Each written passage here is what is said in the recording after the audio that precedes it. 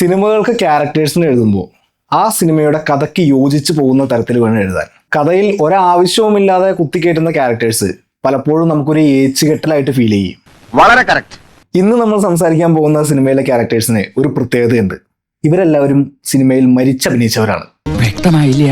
അതായത് സിനിമകൾക്ക് ഒരു ഇമോഷണൽ ടച്ച് കിട്ടാൻ സിനിമയുടെ ഏതെങ്കിലും ഒരു പോയിന്റിൽ എത്തുമ്പോൾ ഒരു കഥാപാത്രം മരണപ്പെടുകയോ കൊല്ലപ്പെടുകയോ ചെയ്യുന്നു. അത് കാണുമ്പോൾ നമുക്കുള്ളിൽ ഒരു സഹതാപമോ അല്ലെങ്കിൽ ഒരു വിഷമമോ ഒക്കെ തോന്നാം. ചില സിനിമകളിൽ അങ്ങനെ ഒരു ഫീല് പ്രേക്ഷകന് കിട്ടാൻ വേണ്ടി എഴുത്തുകാരൻ ബോധപൂർവം അത്തരം ചില ക്യാരക്ടറുകളെ നിർമ്മിക്കുന്നുണ്ട്. അപ്പോൾ അങ്ങനെയുള്ള ചില ക്യാരക്ടേഴ്സിനെ കുറിച്ചാണ് നമ്മൾ ഇന്ന് സംസാരിക്കുന്നത്. ഹവീൽദാർ ജയകുമാർ.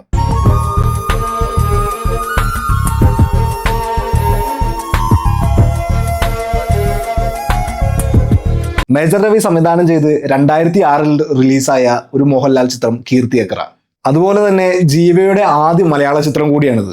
ആദ്യത്തേതും അവസാനത്തേതും. മോഹൻലാലിനൊപ്പം തന്നെ ശക്തമായ ഒരു കഥാപാത്രമായിരുന്നു ജീവയുടേത്.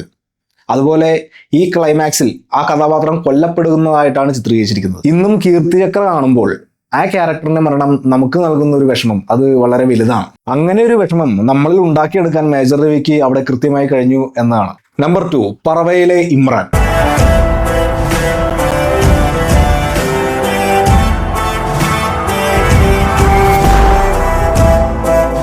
ചാർലിക്ക് ശേഷം DQന് അത്രയും ഓളം സൃഷ്ടിക്കാൻ കഴിഞ്ഞ ചിത്രമാണ് സൗബിൻ സംവിധാനം ചെയ്ത Parava. Brilliant movie, super movie. Soubin കാക്കയുടെ വലിയ ഫാനാണ്. അമ്പുക്കായ്, ഐ മീൻ ഒന്നും പറയാനില്ല, എല്ലാവരും കിടിക്കിട്ട best film of the year.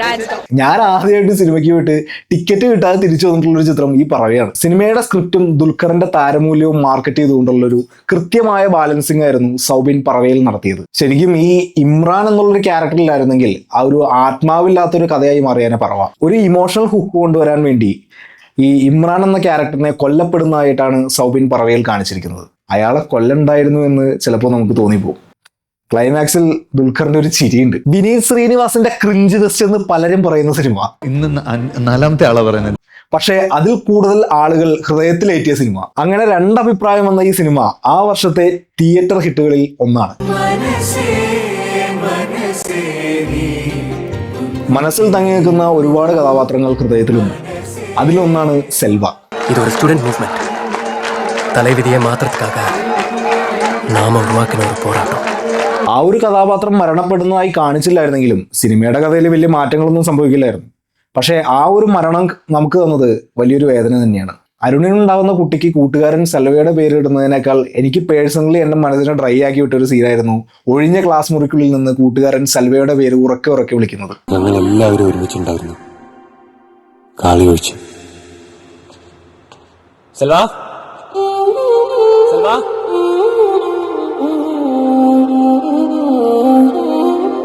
ഈ അടുത്ത കാലത്ത് കണ്ടതിൽ വെച്ച് നമ്മളെ ഏറ്റവും കൂടുതൽ വിഷമിപ്പിച്ച ഒരു മരണം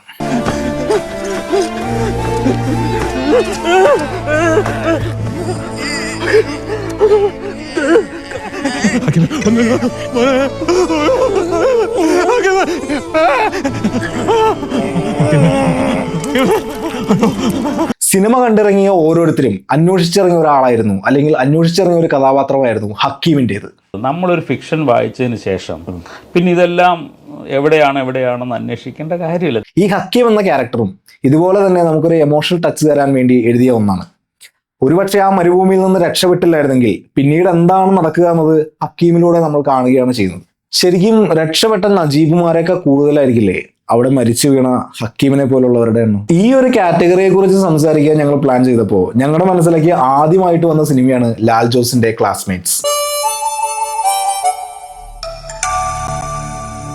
മുരളിയില്ലാതെ ഈ ലിസ്റ്റ് ഒരിക്കലും പൂർണ്ണമാകില്ല. നല്ലൊരു കോളേജ് വൈബ് പടം.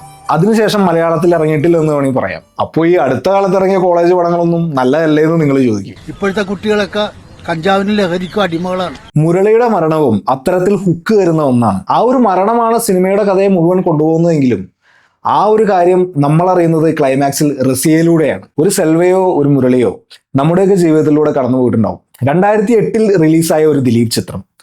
സാധാരണ കോമഡി ചെയ്യുന്ന നടന്മാരൊക്കെ നമ്മളെ കരയിപ്പിക്കുന്നത് കാണുമ്പോൾ ഓട്ടോമാറ്റിക്കലി നമ്മുടെ ഉള്ളിലൊരു സെന്റിമെന്റ്സ് വർക്കൗട്ടാവും. അതിനെ കൃത്യമായി യൂസ് ചെയ്ത ഒരു സിനിമയായിരുന്നു ദിലീപിന്റെ ക്രേസി ഗോപാലൻ. എന്റെ അമ്മക്കറിയില്ല ഞാൻ കള്ളനാണെന്ന്. അറിഞ്ഞാൽ ആ പാവം ചങ്ക് പൊട്ടിച്ചാവും.